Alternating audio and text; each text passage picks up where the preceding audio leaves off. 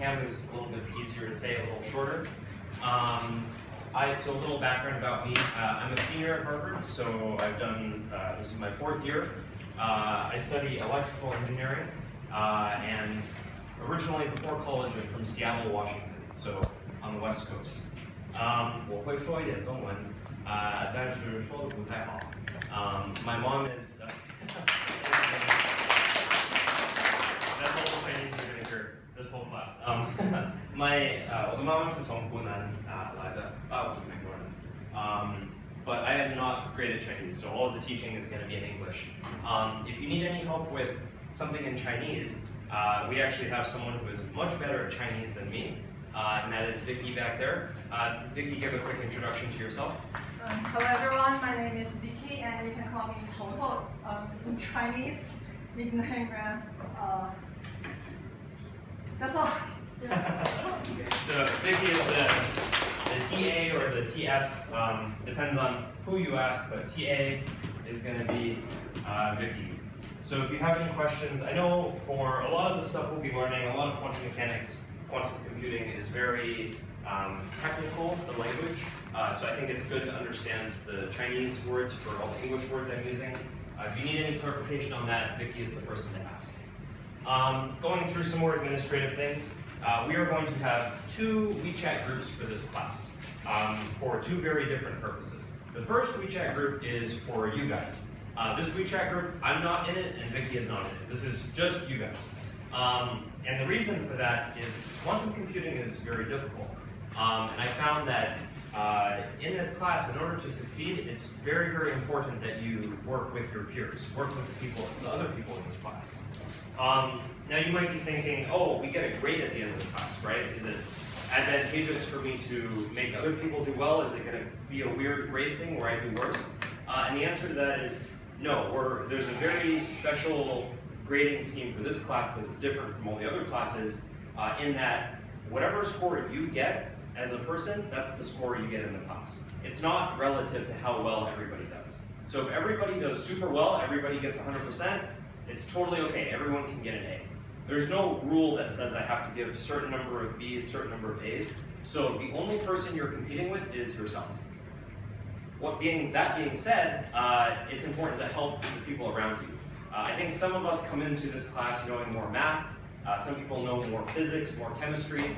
But as a class, you guys are very qualified.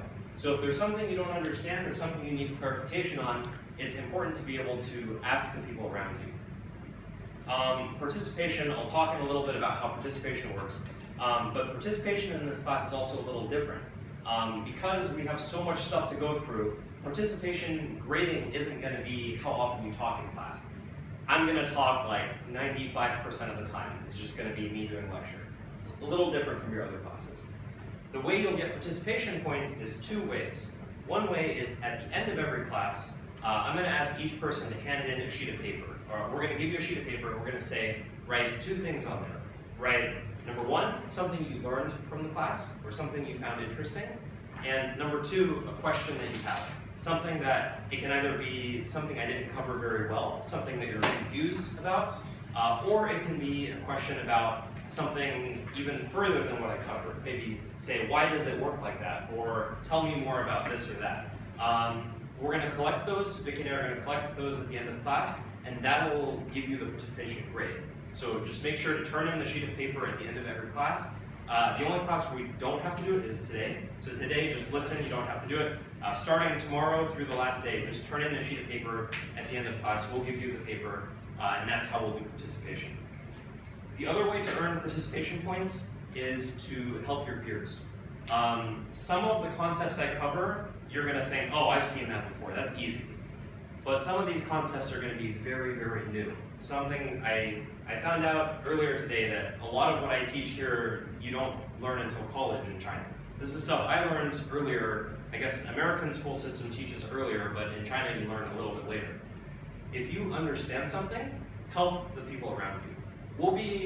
I think one thing that Vicky and I are going to look for is the people who are more willing to talk with the people around them and collaborate. Those are the people who are going to earn a higher grade. I want everyone to do well, but if you help others, you'll do even better. So I want to make that clear that helping each other is really important for this class, mainly because it's really hard. You might wonder, is it cheating if I help someone too much, or what's the boundary? How much can we work together? And here's my answer to that is just use common sense. If you're working with somebody and you say like, okay, I don't know how to do this problem, can you give me advice? And the person says, oh yeah, try starting by multiplying these two things. That's reasonable. If I'm like, hey, I don't know how to do this problem, and I say, oh, answer's 5. That's too much. So make sure to help each other, but don't give the answers just like that. You want to have a kind of healthy, make sure you understand it. And that's sort of the collaboration policy. So, okay, rewind back. The first WeChat group is for all of you. I'm not in it, Vicky's not in it. You can talk about whatever you want. You can make fun of us. You can, gossip about us. Whatever you want to talk about. It's your group as a class. The second group is the one that has all of you and both of us. Every lecture for this class has a set of lecture notes. And this is lecture 1 right here. It's 6 pages or 3 pages front and back. This is what I lecture from. So everything that I say in front of the class, I'm going down this list. And we're gonna send this to you after every class. So once we have, and this is this group right here. Once that group is set up, once class is over, Vicky will send a PDF of these lecture notes. So if there's anything I went too fast, anything you want to review, it's all here, and it's all for you guys. The other thing we'll use that for is announcements. So if you want to have discussion, have it in the group that is just all of you guys, all of the students. The other group will be for mainly announcements. Trying to think if there's anything else I have to cover. Vicky, did I cover everything? Okay, I did. All right. If I remember more stuff, I'll let you guys know. Any questions about how the course is going to work and all of that? Cool. I should say real quick about questions. Since you don't get points for asking questions, don't feel like you have to ask questions. But if I'm not clear about something, definitely ask. Because those are the important ones. Those are the ones where if you don't quite get why something works, there's a chance that someone else does too. And then it's good that I clarify them. Any questions on this kind of stuff before we start on the course?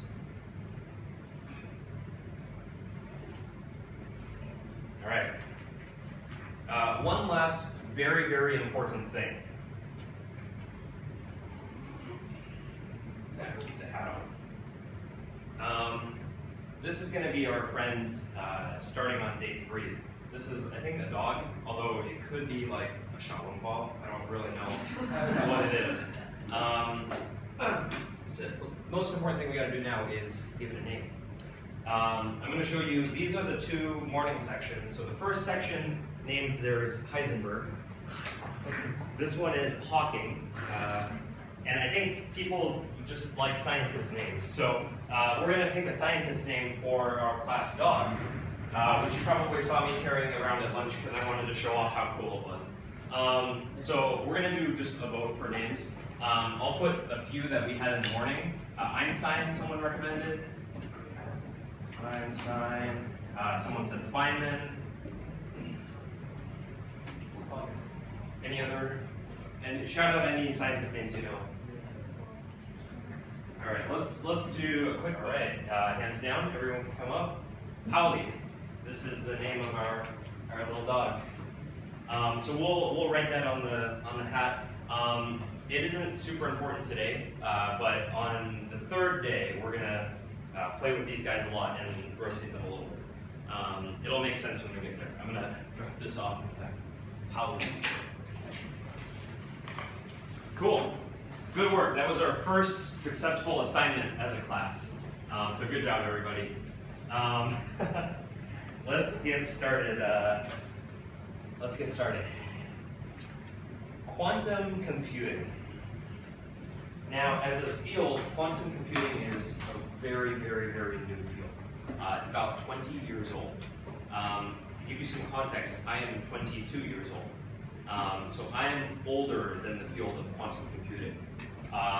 This all started when I was 2 years old.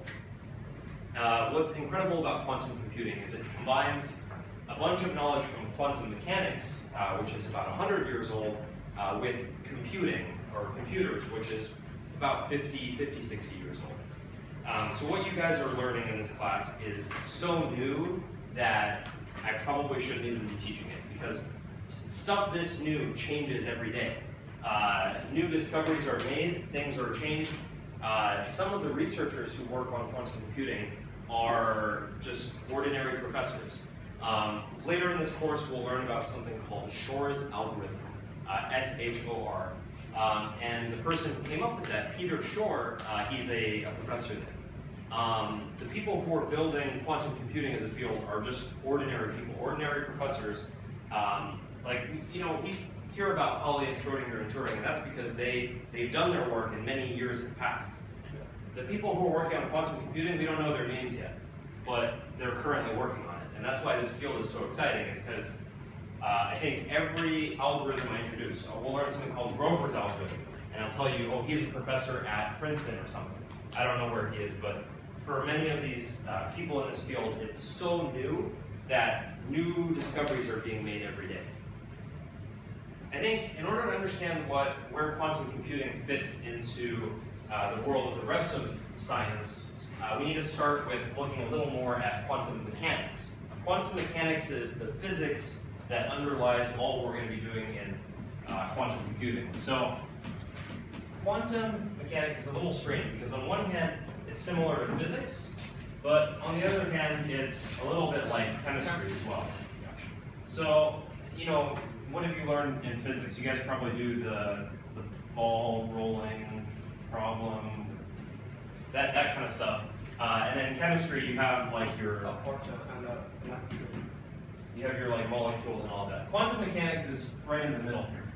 Because in order to, I'm going to write QM for quantum mechanics. In order to understand quantum mechanics, there's several elements of chemistry that show up, as well as elements of physics. Every discussion of quantum mechanics needs to start with the particle. Now, particle is a word that has many different meanings. You know, if you talk to someone who does environmental science, they'll say, oh, particles in the air, dust particles. Particle, the definition is like a very small thing. What we're going to be dealing with is a specific type of particle, subatomic particles. Subatomic particles. The math of quantum mechanics and all of the behavior we're going to learn about is all related to subatomic particles. Now, what does subatomic mean? If you look at the word, subatomic means smaller than an atom. We have the word atom in there. So this is, you're going to have to remember your chemistry a little bit. Everyone got the WeChat group? Can you erase this? Let's go back to chemistry real quick and look at, here's a hydrogen atom. Actually, I can do a helium atom. What's inside an atom like this? Well, you have the nucleus, and you have two protons and two neutrons, and a little electron, and another electron circling around the outside.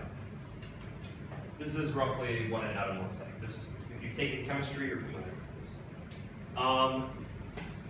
We're going to look at subatomic particles, but a very specific type of subatomic particle. One of them that we're going to look at is electrons. So much of the past of physics has been looking at matter and trying to see what's the smallest thing that we have. And a long time ago, maybe in the 1920s, 1910s, there was an experiment that determined this structure of the atom, and we thought, okay, we have everything. Electrons, protons, neutrons. That's the smallest stuff there is. But that wasn't true. In the 1970s, a few more experiments revealed that protons and neutrons actually break down even further. So I'm going to make a quick list of some subatomic particles.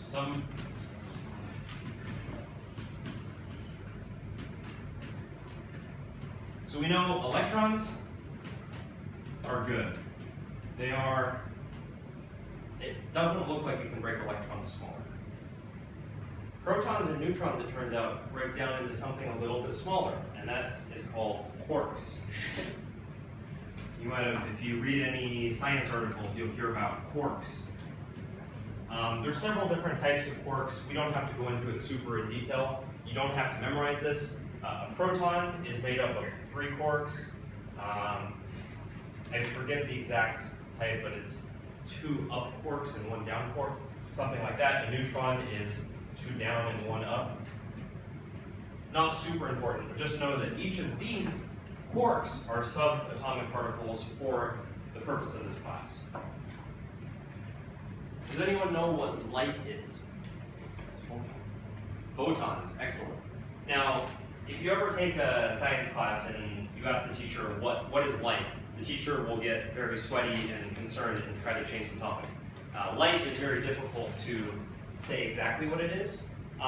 Over the course of today and with understanding quantum mechanics, we can start to build a picture of what is light. For now, for simplicity, let's assume there's a particle of light called a photon. So photons are another subatomic particles. There's several other types. Most of them sound like fake names. So there's 6 quarks. Those 6 types are up, down, top, bottom, charm, and strange are the 6 types of quarks, which is really interesting. I don't know why they didn't give them more simple names.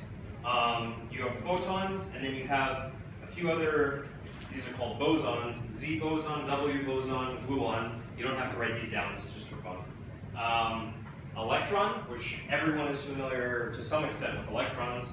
You also have something called a muon, a tau particle, an electron neutrino, muon neutrino, tau neutrino, and of course Higgs boson is the last particle. For the purpose of this course, we're going to focus very heavily on electrons and photons, because I think these are the ones that we're all familiar with.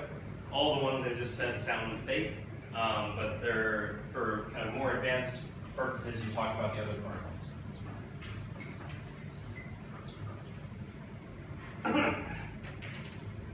Let's talk about the photon. The photon is a particle of light. Think of it as a tiny little ball. Any given photon has an energy associated with it. And that energy manifests in the form of little, let's call it vibrations. Right? All matter, everything in the world, at the very small little level, think of it as a little ball vibrating. There's a quantity associated with that vibration called the frequency. You probably have heard of frequency in some contexts, but think of it as in how fast is it vibrating? So it's going back and forth, it's going back and forth. If it's going back and forth like very quickly, that means it's got a higher energy. It's the same way how, think of me doing a jumping jacks. So I jump. This is a low frequency. See, I'm not getting that tired, it's pretty easy to do.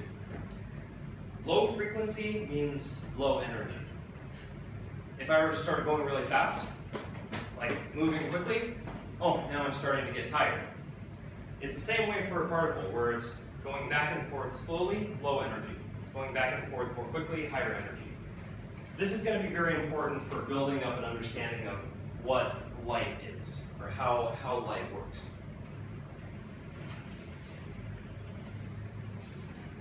I'm going to take this photon and do something with it. So we're going to continue assuming that this piece of chalk, this is the photon. I'm going to put it on a line. I'm going to set it down right here. Everyone can see this hopefully. And it can't go any further than here, and it can't go any further than here. The way this is going to work is this photon has a lot of energy. So it's bouncing back and forth. It's somewhere on this line, but it's got so much energy that it keeps flying back and forth. I don't know where it is. All right? This is how most particles are. Particles can't stay still. They always have to be moving. And the reason for this has to do with energy.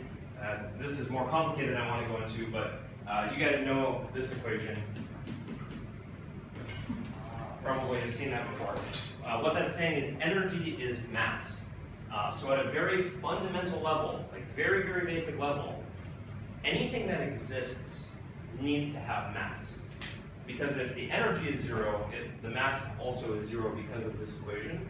And it's hard to explain why, but basically everything's always in a state of motion. So let's go back to this particle. particles buzzing around, flying back and forth, but always staying on this line. What would happen if you took a picture of the particle? So I come out here and I pull out my phone and I snap a picture. What's the picture going to look like? It's going to be in one spot. When you take a picture of that particle, it's only in one place. But let's say I take that picture and then it goes back. Of course, it's still flying around. I've just looked at one moment in time. Well, I take another picture. Maybe in this picture, it's over here. Take another picture, it shows up here. Take another picture, it shows up here. Another picture here.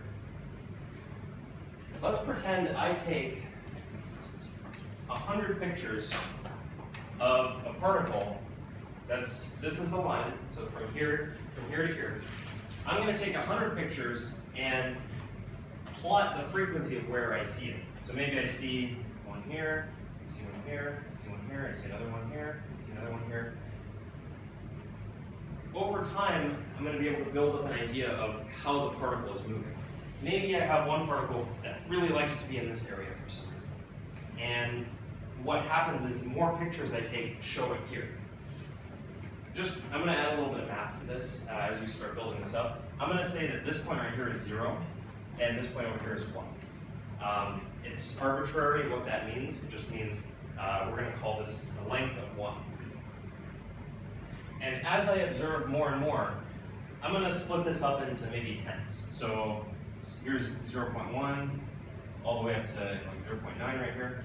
Every time I take a picture, the particle is here, I'm going to add a bar or add 1 to that column. Every time I see the picture here, I'm going to add 1 to this column. So over time, I'm going to build up some frequency of here's how often I see it in each of the places. This is important to understand this distinction. This is 100 observations. 100 different times I'm taking a picture, and wherever it is, I'm logging it in this graph. This, we can make it continuous and say it's something like this. This is starting to look like a function, or it's starting to look like a smooth curve. What this means is if I looked at the particle 100 times, I took 100 pictures of it, there's a higher percentage of the time it'll show up in this area, lower percentage over in this area. This is when we're going to start talking about something called the wave function. Wave function. And this is the most fundamental building block for all of quantum mechanics, is we need to start understanding a wave function. So I've got that little particle flying back and forth along the line. If I want to describe where it is and kind of what it's doing, maybe one particle likes to be on this side.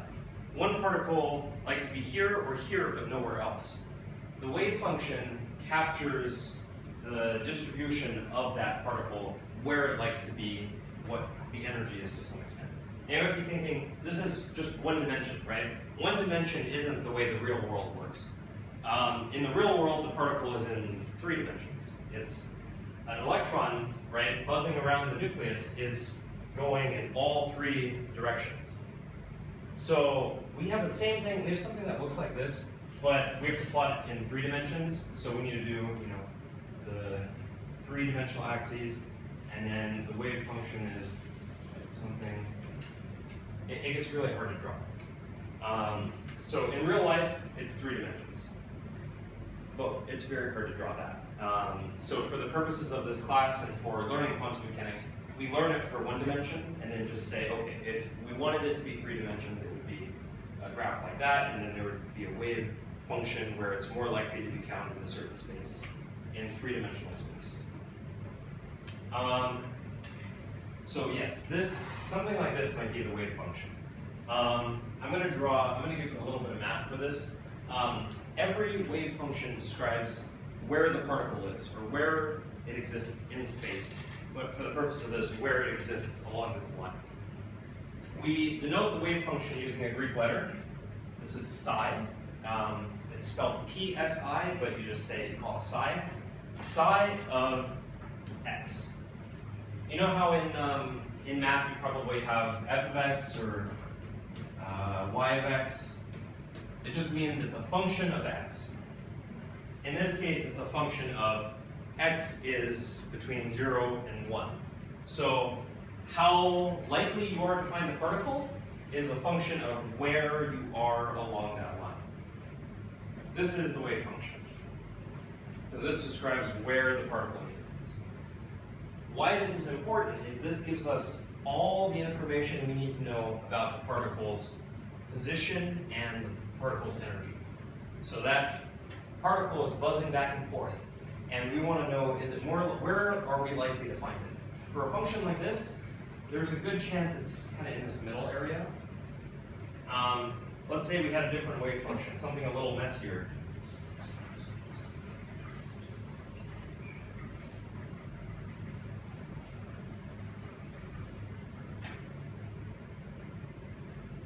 Let's say I had a wave function that looked like this.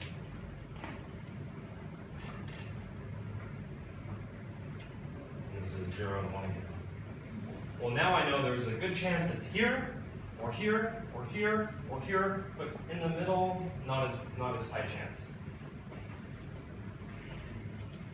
The wave function is a way of describing where there's a good chance of finding the particle.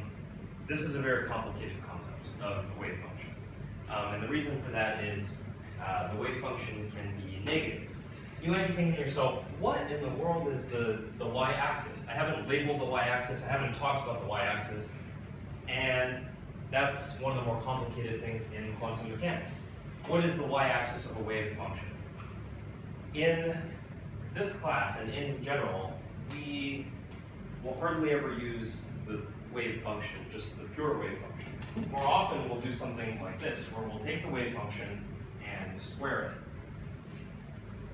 This is called the probability density function, or the probability distribution for short. This wave function squared is what we described. So that is the chance of finding the particle. This is the squared function. This is the chance of finding the particle between here and here is whatever the area is of that region. The higher the function, the greater the chance of finding the particle there. Wave functions can look like just about anything.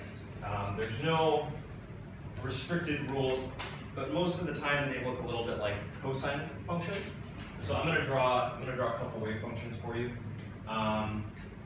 If I draw psi 1 of x, that's just going to mean the first wave function in the example.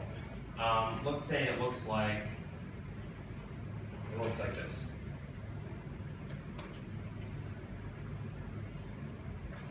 This can be a wave function where this is 0.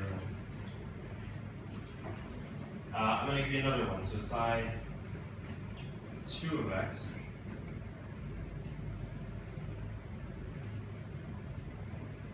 is going to look a little more messy.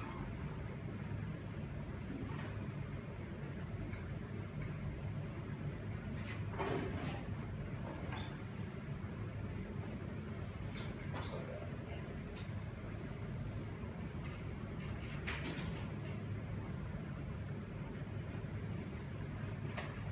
So these don't mean that much, or we can't do much with these without taking the squares. So just for demonstrating this, I'm going to do psi 2 of x squared psi 1 of x squared. What's it going to look like? It's going to look more like that.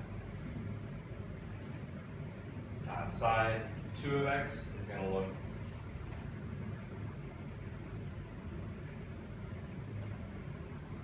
more like that. This is very weird, but this is, a behavior of quantum mechanics. This gives the chance of finding the particle at each point. So there's a high chance it's here, here, here, here, here, here, here. So the equivalent of there's a high chance I'd find it here, here, here, here, here, here, here. But in between those spaces, there's a low chance of finding them. Same thing up here, except we have 3 spaces. You might be thinking, if this is the useful one, if the squared function is the one that we always use. Why do we even have the non-squared function? Because the negative here doesn't mean anything. And the reason for that is continuity. If you've taken math classes that involve curves and maybe some introductory calculus, you'll know that this is bad. When the function stops and starts again on a very sharp point, mathematically, there's no easy way to describe that. A function like this is very smooth. This is like a sine or a cosine. As a mathematician, you can describe this function very easily. I'm going to write a few of these equations for these functions. So a wave function can have an equation associated with it. So this one right here, psi 1 of x, we're going to say that's equal to cosine of x.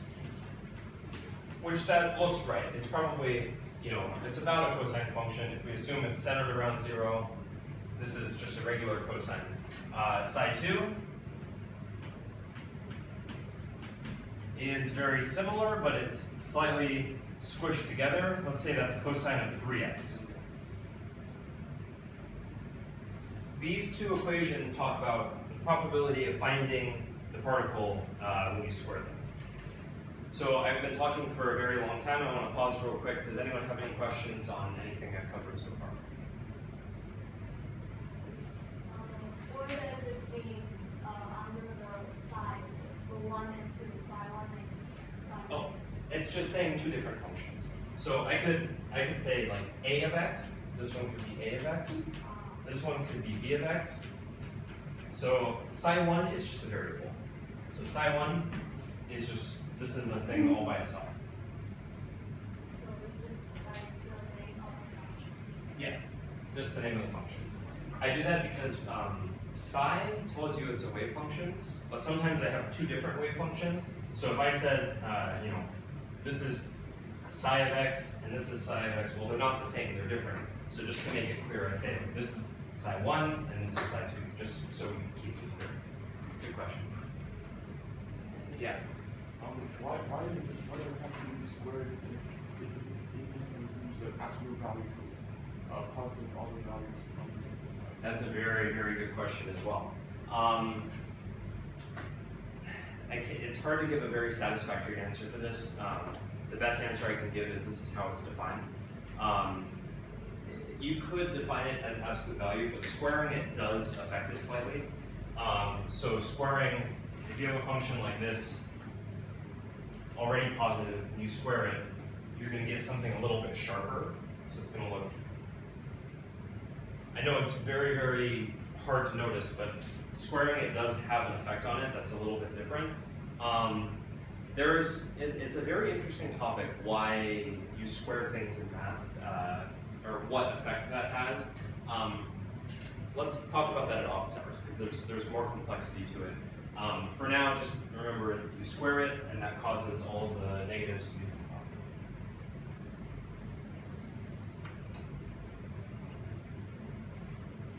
Cool.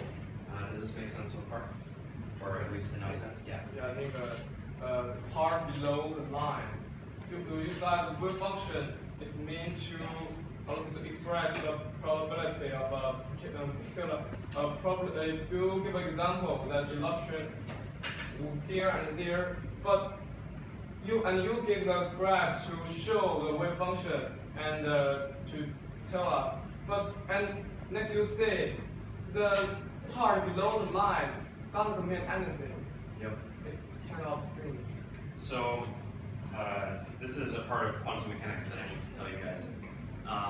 There are several things in quantum mechanics that don't make sense. And you can think about them as hard as you can. And I've been studying this for 3 or 4 years. I've been trying to make sense of why does the wave function go negative? What does that mean? It's not a negative probability, because that's not possible. It's not the particle like going under, because that's not possible. Why does it have that? And the reason I keep coming back to, which is kind of, it doesn't feel like a good answer, but it's the answer, is that the reason it does that is so it can do this when you square it.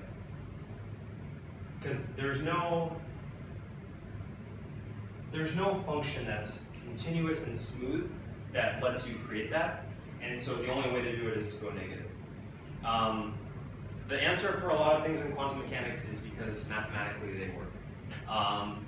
And I know this is very different from what you're told. I think in school you're told try to understand things and try to figure out why things work like that.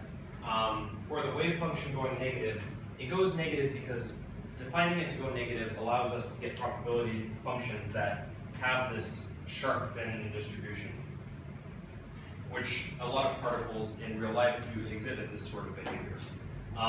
As for what it means, there's no meaning. Mathematically, there's a meaning when you square it, but just as a function, there's not really a meaning to it. Isn't quantum mechanics fun? Okay, cool. Let's move on. Any other questions? If there's anything you want to clarify? I should say again, a lot of this is difficult, and that's what office hours is for. So after this class, I think there'll be you guys and probably a few other students from the morning sections. We'll come back and we'll talk a little bit more about why this stuff works and what we can take away from it. I want to talk a little more about these two functions here. Actually, let's set those aside for now, and I want to show you guys a new function. And let's talk about how we can create this function. So this is another wave function, and this wave function goes.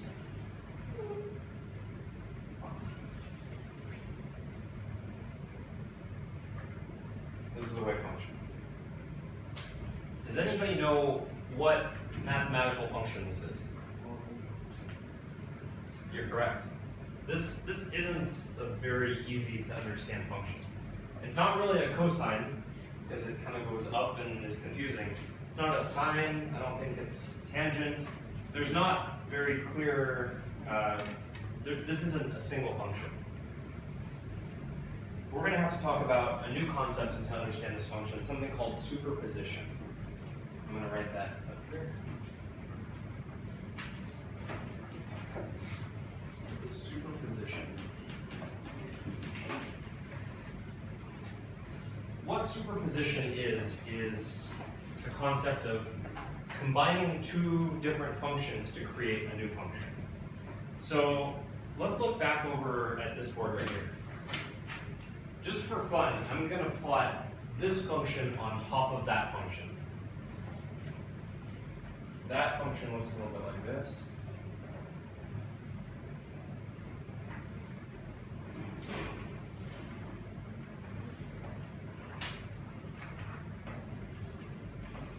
I'm going to add in a little bit of this function. So you see how the red line has a smooth curve, but our function is a little more complicated. I'm going to plot this second function on top of this red line.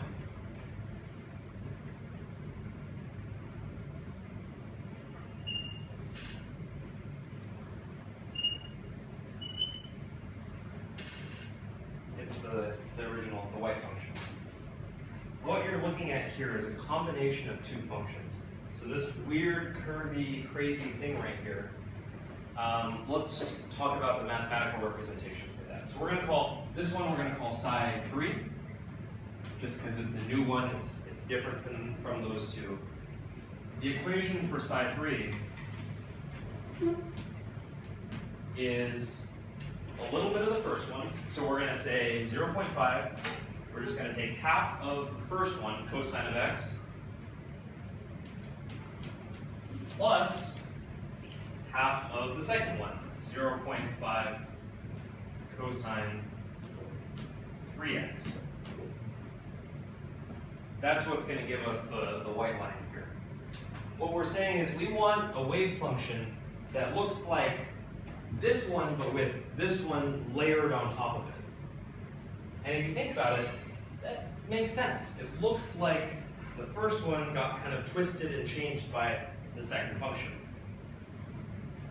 This is called a superposition because we're taking two different cosines and combining them together into this new function. many functions out there can only be created by the superposition of different functions. I'm going to draw one. Maybe I'll do it right here.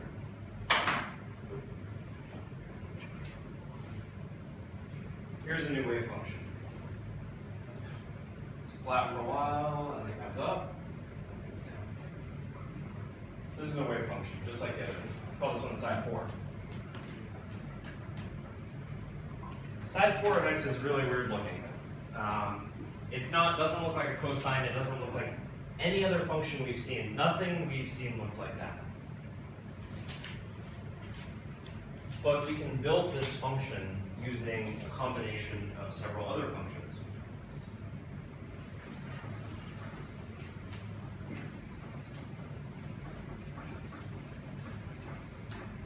I'm going to just get us started with this one. So here is the first one. And then let's add that one. Let's add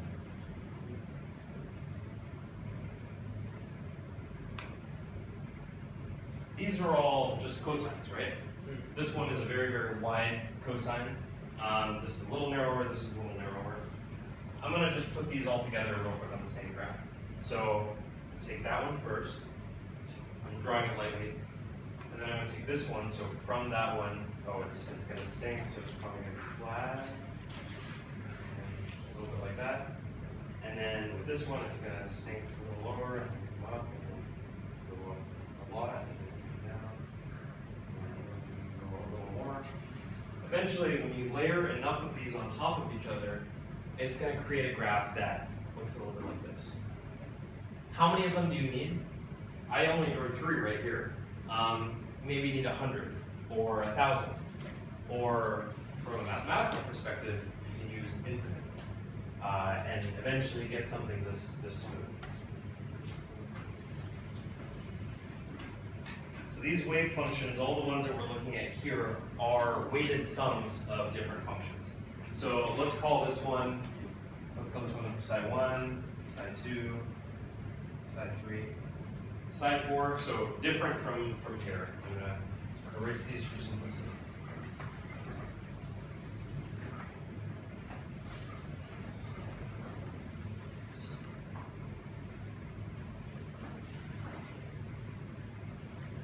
The equation for something like this would be side 4 of x is equal to, well, we need to, since we have so many of them, we take a very small percentage of each one. So let's say 0.1 times, this is maybe, let's say this is cosine x, cosine 3x, cosine 5x, 0.1 cosine x, plus 0.1 cosine 3x, plus 0.1 cosine 5x, dot, dot, dot, 100 more. So functions like this are possible but need to be built up using sums of smaller cosine functions. Let's talk about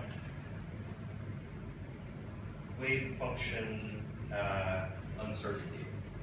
So Heisenberg's uncertainty principle is something that I think a lot of people hear about or have some idea of what it is.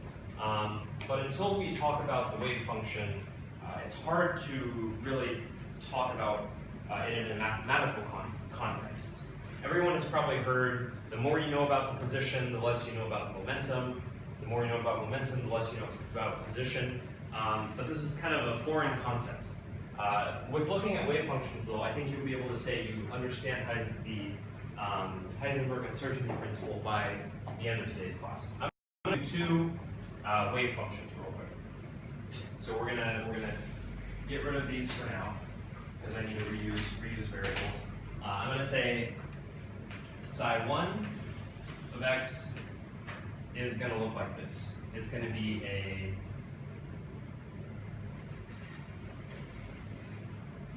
probably very similar to what we've seen so far. Psi 2 of x is going to be a function a lot like that one, where it's going to go up.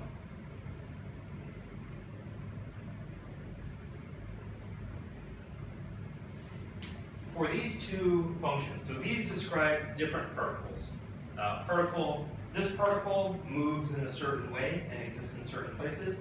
This particle moves in a different way. My question for you is, I want to understand the position and the frequency of each of these particles. Frequency, momentum, energy are all sort of the same thing. I'll remind you of that at the end, but for now, let's think about frequency. Position,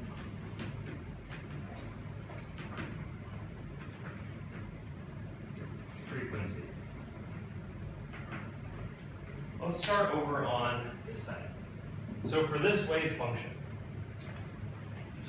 how well can we guess the position of this particle?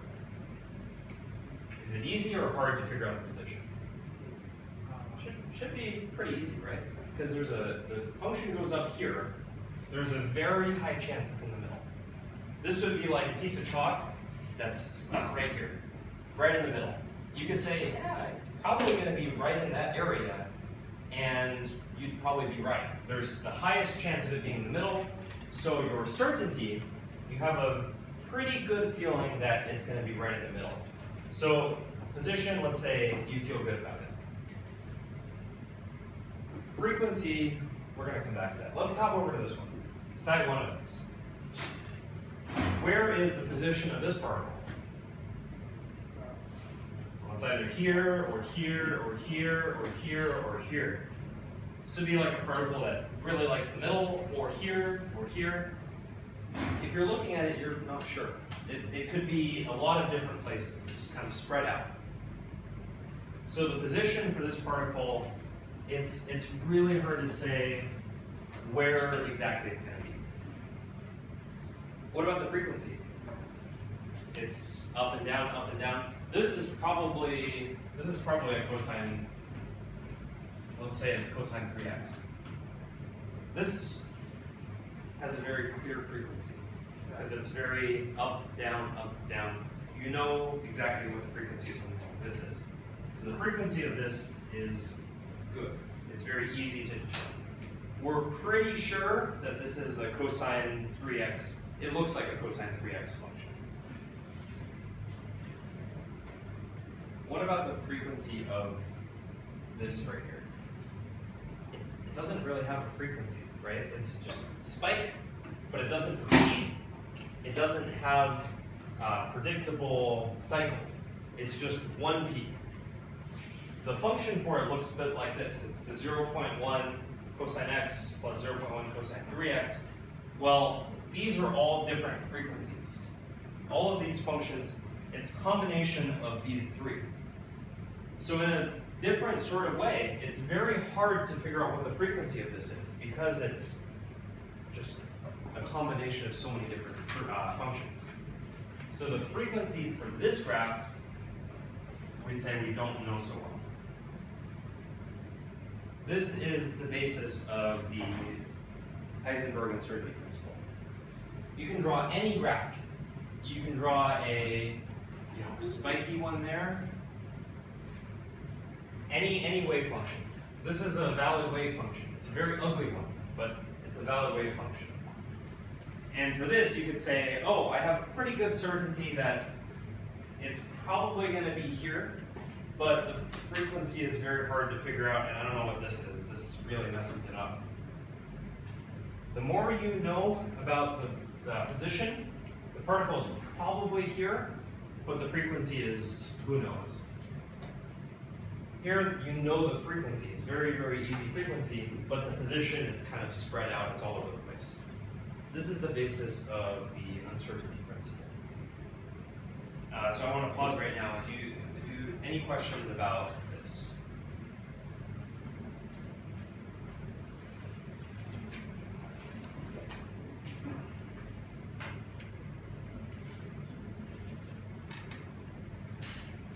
All right. We have a few more things to talk about to the very last thing is wave function collapse. Wave function collapse is what happens when, think of that particle, as the last time we're going to do this today, think of that particle buzzing back and forth really fast. You take a picture of it, and in that picture, the particle is in one spot. Now that you have measured the particle by taking a picture, that particle is now in that one spot and that picture doesn't change. In quantum mechanics, we're going to run into this a lot, and I'm going to try to explain it to you several different days because it's such a strange concept. In the rest of science, in the rest of physics, whether you're looking at something or not shouldn't affect it. Let's say I'm bouncing a ball. Except the moment you look at it, gravity stops. How weird would that be? The fact that a person looking at something changes the thing. In normal physics, that doesn't happen, thankfully. In quantum mechanics, it does. The act of looking at something will change the state of that thing.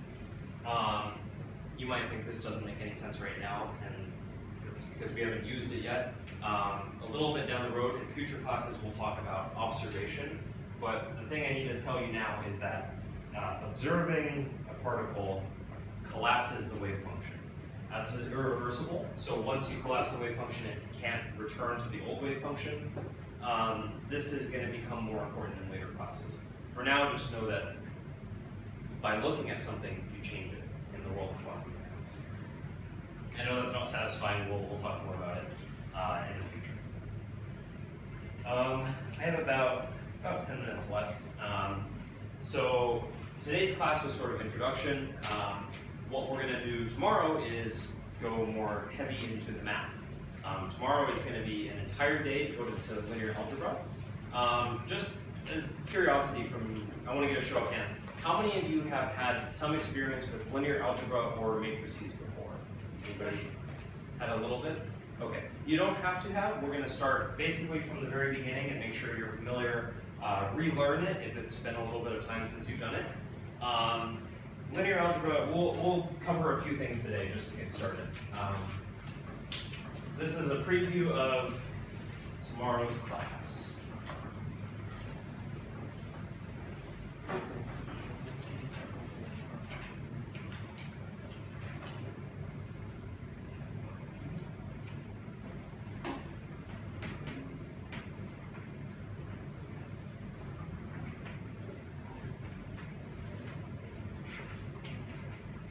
Linear algebra is a very confusing name because you think linear equations or is this algebra? What linear algebra should really just be called is matrix math.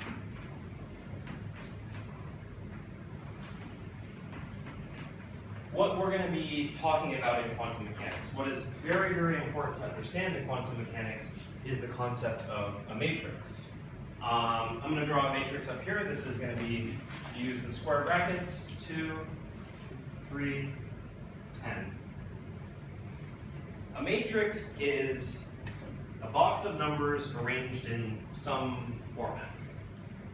This whole thing right here, we can give it a variable name. So we can call this A. A equals this matrix.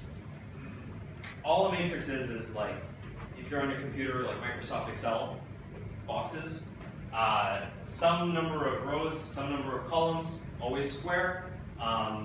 There's never empty columns, there's never weird angles, it's all square everything. Squares and rectangles, just a way of keeping multiple numbers together.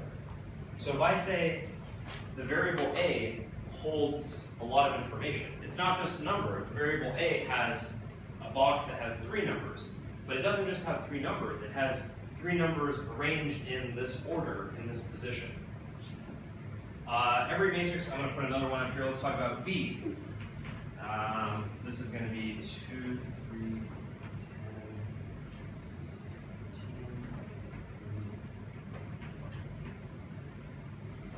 Here's another matrix. B is 2, 10, negative 3, 3, 17, 4.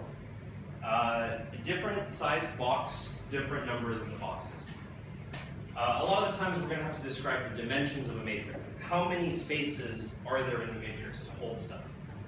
This is a little bit of review from the pre-reading. So for something like A, you always start from the rows. So you start on the left and then you go to the right. So we have 1, 2, 3, 3 rows, 1 column. So this is a 3 by 1 matrix. For this one, you have 1, 2, 2 rows by 3 columns, 2 by 3.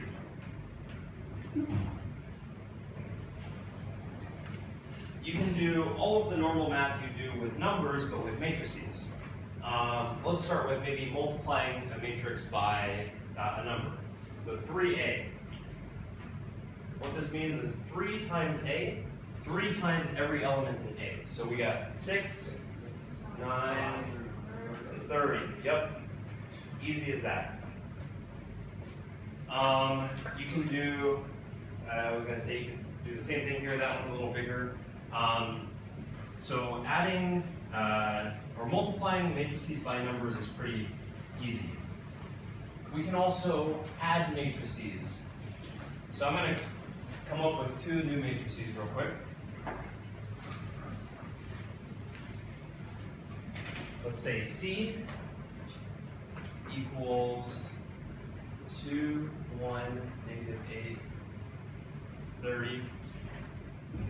And D is going to equal 1, 0, 5, 0.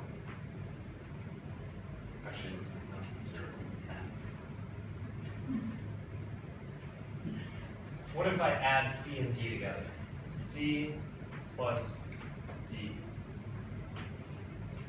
Well, the way it works is you add the numbers that are in the same positions. So 2 plus 1, that's going to be 3. 1, negative 3, good quick math, 40. So in this case, you add the numbers that are in the same positions. What if I wanted to do something weird like C plus A? You see A from over there. Correct. The only way to add matrices are when they have the same dimensions. These are both 2 by 2 matrices. So there's an element in every box. If we were going to do C plus A, we would have to add 2, 1, negative 8, 30 to A, which is 2, 3, 10. There's no way to do that. You can't match, this 1 is missing a number here, the 30 is missing a number. It doesn't make sense. So if somehow I ever ask you a question that says add 2 matrices, but they don't have the same dimensions, then you just write not possible. We're going to talk a lot more about matrix math tomorrow. We're going to talk about multiplying matrices, which, hint, it's not as easy as multiply these. It's not that easy, it's more complicated. We're going to talk about another way of doing matrices called a tensor product, which is specific to quantum mechanics that's even a little more complicated than that. And we're going to basically do a lot of math tomorrow. So I think this is the introduction for today. We'll talk about this more tomorrow. Everyone is added to the WeChat group. We're going to hand out the lecture notes from today. So everything I talked about, if it went too fast, if you fell asleep, that's all okay. There's the notes you can review and take a look at. Homework 1, I should say this real quick. Homework 1 we're also going to send out. This is a packet with all of the homeworks, but basically homework 1 is the only one you have to do on a separate sheet of paper. For all of the other homeworks, you do it directly on the homework sheet. But we'll send out homework 1 on the WeChat group. It's not due tomorrow, it's due the day after. I think you can definitely do problems 1 and 2. Problems 3 and 4 you want to wait for tomorrow. Because in class we'll talk about linear algebra. Any last questions about anything from today? All right.